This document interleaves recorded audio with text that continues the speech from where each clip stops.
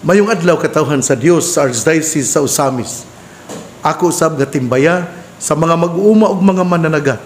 Katawhan sa Archdiocese sa Osamis ug katawhan sa Diocese sa Pagadian. Ako nga timbaya sa ato nga mga bag-o nga milingkod nga mga opisyalis sa LGU, mayor sa munisipyo ug mga mayor sa dakbayan. Hinaut unta nga kamo ga namalandong gayud unsaon pagtabang alang sa inyong mga constituents. Ako pod nga pakalipay sa ato nga gobernador Attorney Henry S. Waminal, sa ato usab nga vice-gobernador Rowena Gutierrez, sa ato usab nga mga congressmen sa 1st District, si Congressman Jason Almonte, sa 2nd District, si Congressman Sancho Fernando Ando Waminal, ug sa ato nga party list, Congressman Henry Indy Waminal Jr.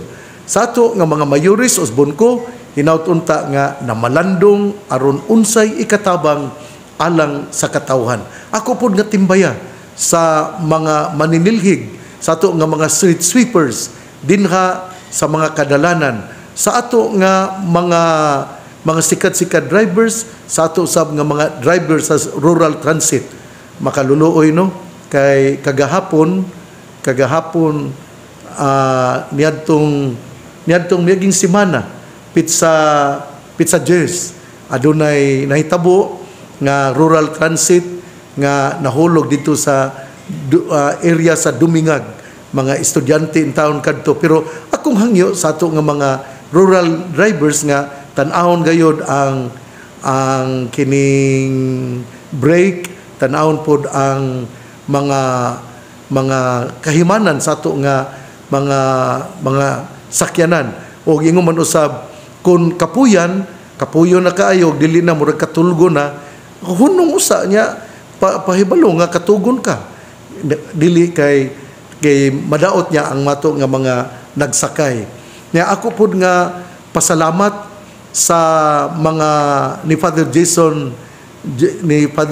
Jason Panagiton nga maoy mipuli kanako niadtong miaging semana pizza 7 o pizza 9. Kay dito man ako, mitambong ako sa CBCP dito sa Bohol. O nindot kaayo ang mga simbahan sa Bohol. Kuan gayud, mga bato gayud. Dito ko sa Hagna, nindot kaayo. Sa Anda, nindot kaayo. Ang Baklayon, nindot kaayo. Ang simbahan sa Tagbilaran, nindot kaayo. Nindot kaayo ang ilang mga simbahan kay karaan niya bato pagyod. Nya mo nang hagiton pud nako ang ato nga mga katawhan nga ato yung panggaon atimanon o hatagan o pagtagad ang atong tagsa-tagsa kasimbahan. Nindot na kaingon ko tungod kay ang simbahan usa man gud ka ehemplo, usa man gud ka imahe sa ato nga mga katawhan.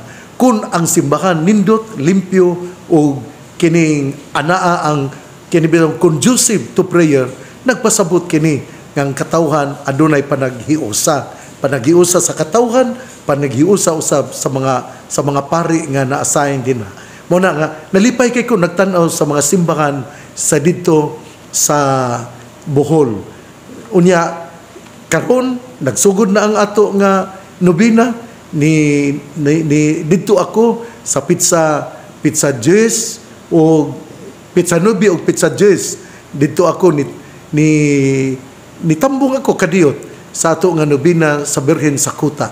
Unya nadtong pizza 11 usab nitambong usab ako ug nalipay kay ako nga bisan ulan ang atong katawhan wala gyud mahadlok tungod kay gapakita silang gugma sa ato nga Birhen sa Kuta. Busa padayon padayon mga kaigsuonan nga mupakita sa atong pagtuo. Pizza 14 karon adlaw nga Lunes og ante-bisperas atong timan-an ha nga sa pizza 15 sa hapon human sa nobina misa atong buhaton ang ato nga prosesyon. Ugma kana pizza 15 Martes busa ato nga andamon ang atong kaugalingon, magampo kita nga dili muulan aron atong ipakita ang atong gugma ngadto sa mahal nga Birhen Maria, ang Birhen Sakuta. Ugma pitsa 15 alas 5 human sa misa sa alas 5 atong buhaton ang prosesyon alang sa mahal nga Birhen Maria, ang Birhen Sakuta. Karong adlaw Lunes, ika-15 nga semana sa ordinaryo nga semana sa ato nga kalendaryo sa simbahan. Ug ang ato nga ebanghelyo atong kutloon sumala sa ebanghelyo ni San Mateo.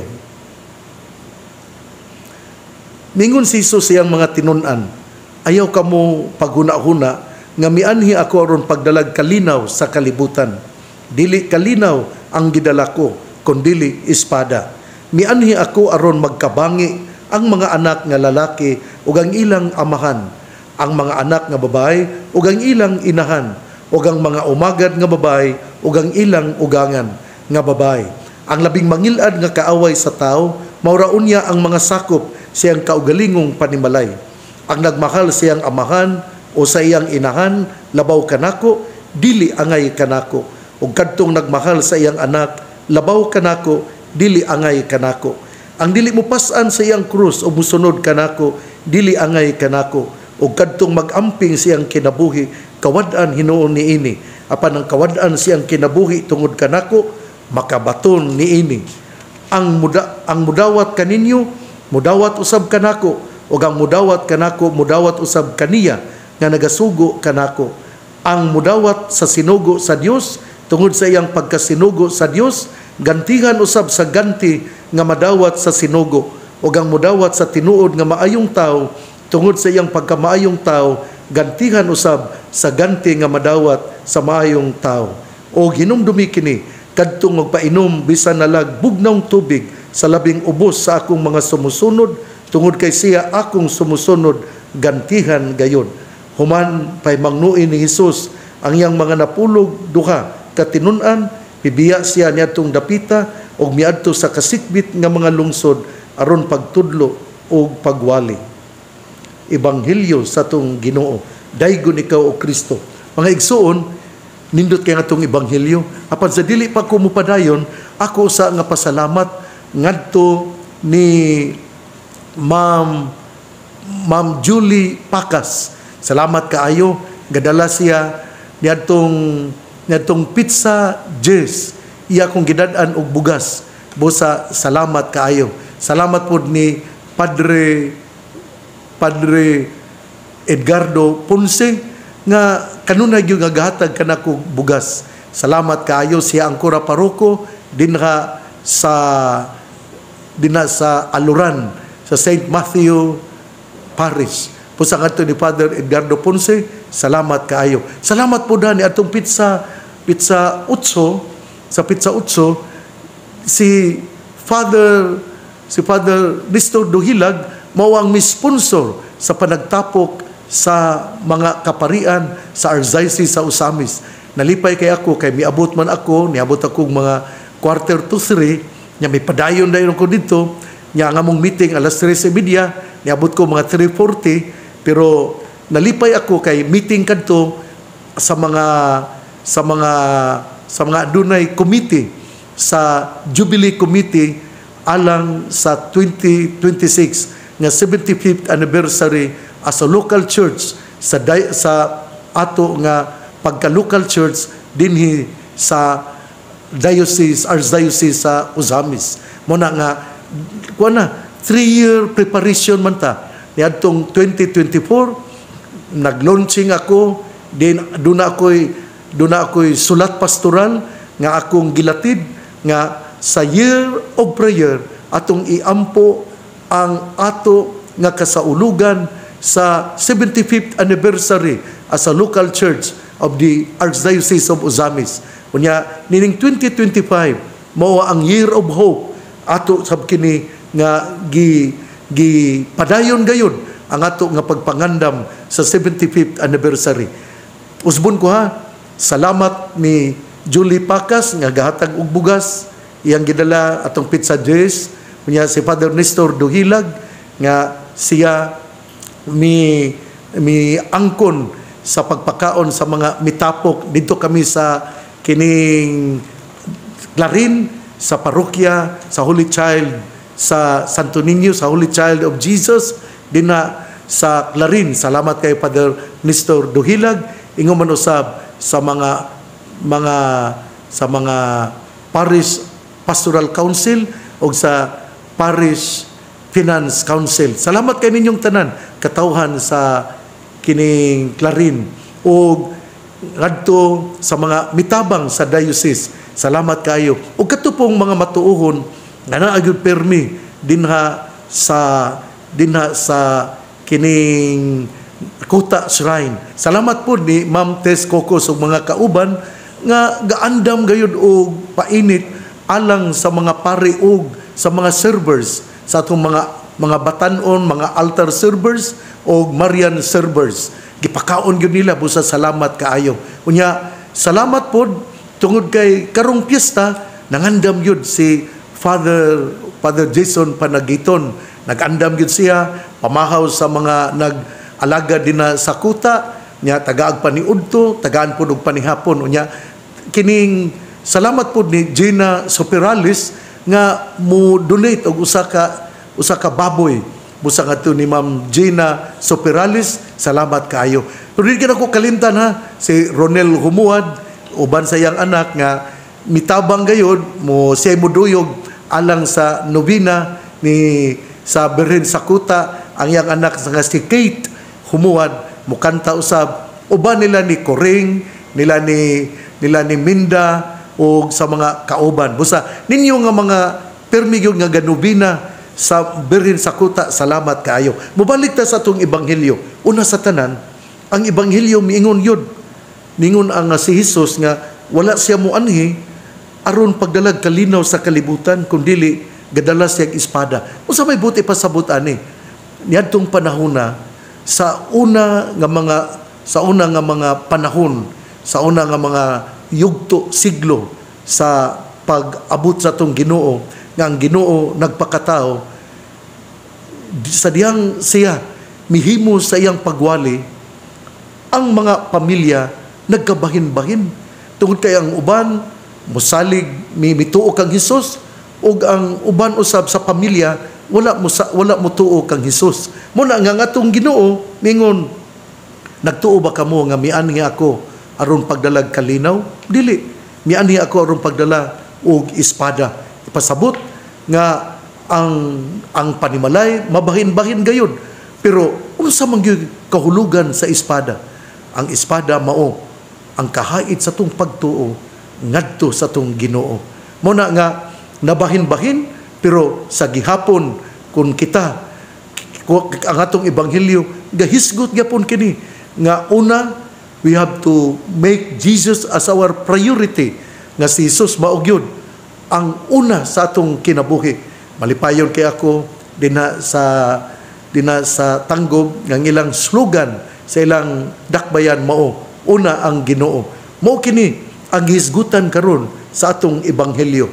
Una ang Ginoo dinha sa atong kinabuhi. Kung una ang Ginoo diha sa atong kinabuhi, duna gyoy magkabangi gayon dinha sa panimalay tungod kay ang uban dili man motuo bahin sa kamatuoran nga imong isulti. Unsa may kamatuoran nga gisulti sa tong Ginoo? Love your enemies, pray for your persecutors. Unsa pa gyud nga imo gayong tabangan ang imo nga mga silingan ug imo gayon nga hatagan og pagtahod ang imong mga ginikanan. Mao kini nga mingon ka unsa man diay ang mensahe nga gitaguan kaniadto apan karon gipadayag.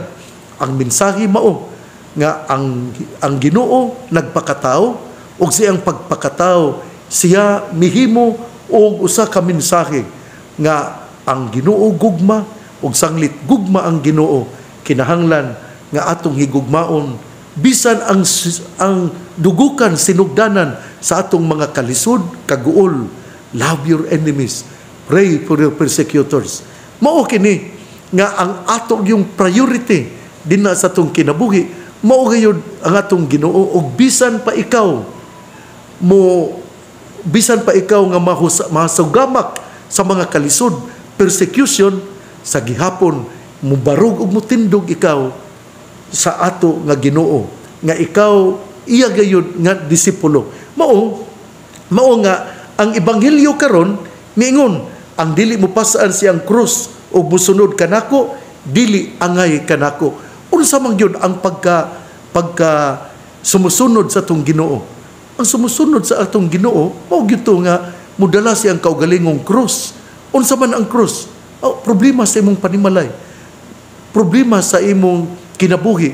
Unya ayaw kinig ihatag ang krus ngadto sa uban, tungod kay kada usa ka nato dunay krus nga gidala, o kung imo kining ihatag sa uban, tingalig dili mauhaom sa iyang kinabuhi. Ang Ginoo dili man tapasagdan sa Ginoo sa tong pagpas-an sa krus. Ang Ginoo gauban kanato, tingali ang Ginoo mopadala og usa ka anghel, usa ka tawo nga motabang kanimo, ug tungod ni ana nigaan ang imong krus. Pero ayaw gyud og isalikway ang imong krus, kay ang krus mao ang usa ka pamaagi aron kita mahayagan sa atong pagsunod sa atong Ginoo. Mingon ka, uy, mahayagan na hinuon nga gaantos man ko. Purgatorio man ang atong gidala nga krus, mo ni ang gadala og purgatorio sa atong kinabuhi. Makasasala man ta, ug ang krus mao man ang mulimpyo sa ato nga kinabuhi, aron kita mupadayon sa atong paglakaw, ug kun kita wala nay sala, mo atubang ta sa Ginoo. Muna nga kita nagpadayon sa atong panaw, gadala sa atong krus, apan kun kini bugat na kaayo, ang Ginoo mopadala og anghel, ang Ginoo mopadala og tao nga mutabang kanato. Mo man bitaw nga kana bitaw sa atong mga kalisod, nya dunay mutabang nato. Mingon man ta nga anghel man ka gipadala sa Ginoo, salamat kaayo.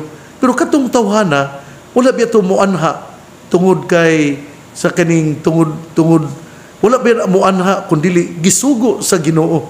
Tingali mingon siya nga doon naman ko'y amigo nga o amiga nga galisod, tingali akong adtuon o unsay akong matabang niya, tinukmod ka na sa grasya sa Ginoo, o ang tao nga muanha kanimo, mutabang kanimo, piluon ang imong panalangin. Muna nga kung mutabang ta, ayaw ipa, kay ang imong panalangin dili pud maihap. Muna nga gipadala ka sa Ginoo, ikaw ang anghel, ikaw ang tao nga makatabang kaniya. Bugat ang krus, apan gaan kini, tungod kay ang Ginoo gauban sa tong panaw. O sa to pa, una, naghisgot gyud ako o kining usa ka sumusunod, naghisgot gyud ako nga ang Ginoo mianhi sa kalibutan, dili aron pagdalag kalinaw, kundili aron pagdala og bahin-bahin espada. Unya kini gamatuod nga dinha di ay sa pag-abot sa tong Ginoo, kita di ay muhimo di ay sa desisyon, muadto ba kita kaniya o atong supakon ang Ginoo.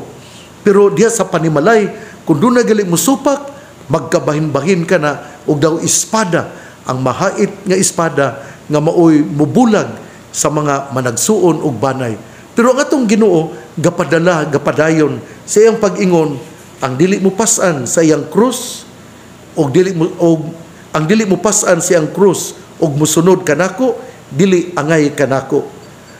Og kadtong mag-amping siyang kinabuhi, kawad-an hinuon, apan ang kawad-an siyang kinabuhi tungod kanako, makabaton niini. Sa to pa di ay kini bang tao nga self mo preserbar siyang kaugalingon, nga kini bitawng mao ba daw kanabitong tao bitaw nga kanabitong dunay mga kalamidad, unya kanang mag-una-una gyud siya ambak o unsa dinha, nya dili siya mutabang nun sa uban, mauna nay tao nga mahasugamak sa kadautan. Pero ang punto nako dinhi mao gyud nga una, the Lord, una gayud ang Ginoo sa kinabuhi, ikaduha ang pagsunod nato kang Hesus, magpas-an gyud ta sa atong krus. Unya gipadayon usab niya ang usa ka disipulo mo hatag sa iya nga mensahe o gipahimangnuan ang usa ka disipulo nga kun siya muadto sa lugar, ang tao nga mudawat kaniya sama usab nga gidawat niya ang Ginoo. Apan ang tao nga dili mudawat kaniya, wala usab mudawat sa Ginoo. Nindot kini nga kining pahimangno og ningon nga atong Ginoo. Hinumdumi kini kadtong magpainom bisan nalagbog na tubig sa labing ubos sa akong mga sumusunod, tungod kay siya akong sumusunod, gantihan gayon. Sa to pa di ay kun mutabang ta sa atong isig katao, hatagan lagi tag panalangin sa Ginoo. Pero importante ani nga mutabang ta, wa ta maguna-huna nga kita panalanginan sa Ginoo. Kay kun ikaw naguna-huna nga makadawat dayon kag panalangin, adili ka makadawat og panalangin oy. Pero masyak lang ka nga sige kag tabang nga wa ka kadawat og panalangin, pero tingali moabot ang 2 ka bulan, 3 ka bulan, nya maingon ka, uy, kadaghan ba ning panalangin nga akong nadawat, tungod kay ikaw mitabang man niadtong unang mga higayon, diin ikaw wala maghuna-huna nga ikaw makadawat og panalangin sa Ginoo.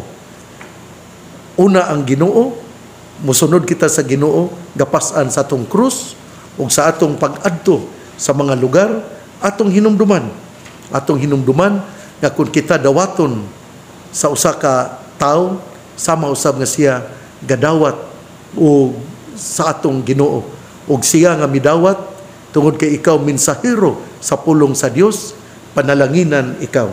Igsuon ang mayong balita nga mong pulong ni Hesus, ang ayang pamation, pamalandungan ug paningkamutan nga mapuy-an. Bulahan ang tawo nga namati sa pulong sa Ginoo. Sama siya sa kahoy nga gitanom, daplin sa usa ka sapa, kansang dahon dili gayud malaya. Tempo sa timbunga, siya mamunga. Igsuon, ugma na usab. Ako nga pahalipay, belated birthday greetings ngadto ni Dodong Enzo Martin de Asis Turco nga ga-birthday niadtong Pizza 12 Sabado. O ako malipayon nga mingon kanimo, Dodong Enzo Martin, happy birthday. Nalipay ako tungod kay kinigud siya, gipangalan gyud nako, nya ako man yung kalipay nga kining kitagod mga tiguang nata, iyawat na lang nga mupadayon ang atong pangalan. Busa ngadto ni Dodong Enzo Martin de Asis Turco, anak nila ni Keylor Turco o ni Jessel Turco dinha sa Purok Mabini, Santa Clara, Lamitan City, Basilan. Ngadto ni Dodong Enzo Martin de Asis Turco, belated happy birthday. Usbon ko, salamat usab sa ato nga mga mainiton nga mga sponsors sa Novena Masses sa Kuta Shrine. Nalipay kay ako, nakasaksi ako nga bisan ulan gani niadtong Pizza Jazz, nag-ulan man pero aduna gyapon ang mga tao, ang mga sponsors tuwa gyapon. Salamat gyapon ni Tess Cocos sa iyang mga kauban. Salamat usab ni Engineer Larubis, ni Sister Marichu, salamat usab ni Tero ug sa iyang asawa. Salamat kaayo sa inyong pagpang-alagad dinha sa Kuta Shrine. Salamat usab ngadto ni Ronel Humuad, ngadto ni Coring, ngadto ni Ma'am Minda Adaya o sa uban nga mga debuto gyud ang apostolado sa Birhen sa Kuta. Mga debutos sa Birhen sa Kuta, ang pundok mao gitawag og apostolado sa Birhen sa Kuta. Akong pasalamat usab ni akong pinangga si Ma'am Cynthia Malin. Ma'am, hinumdumi gyud nga ikaw apil sa akong mga pangamuyog pag-ampo. Ma'am Cynthia Malin, I miss you, pero pahulay lang ko na sa kanang kaon sug maayo, kaon og kuan aron kining mabaskog ka. Ngadto po ni Helen Padilla, ni Susan Rosal, ni Ma'am Bene Canunio, o akong pasalamat ni Ma'am Helen Waminal. Pasalamat po nako sa sponsor sa In Thy Name, sa movie nga gitambungan sa daghan kay mga tao niadtong adlawng Sabado, Hulyo 12, na gipasundayag didto sa luyo sa sa Kuta Shrine dinha sa Kuta Fort. Salamat sa ato nga gobernador, Attorney Henry S. Waminal ug ni Attorney Pearl Fuentes Waminal. Salamat kaayo kay sila man ang mi sponsor yun. Sila ang miabaga sa galastuhanan alang nga mapasundayag ang In Thy Name. Kanang In Thy Name, istorya kana bahin ni Reverendo Padre Roel Gallardo nga gidakop nga gikidnap didto sa Basilan niadtong year 2000. O busa ako pong pasalamat sa ato nga local LGU nga gipanguluhan ni Mayor Sam Fuentes ug sa ato nga Vice Mayor si Vice Mayor Simplicia Bebenere ug sa mga konsehalis. Sila pod ang mi sponsor sa mga pagkaon ug uban pa LED ug sa mga TV sa atong pagpasundayag sa In Thy Name.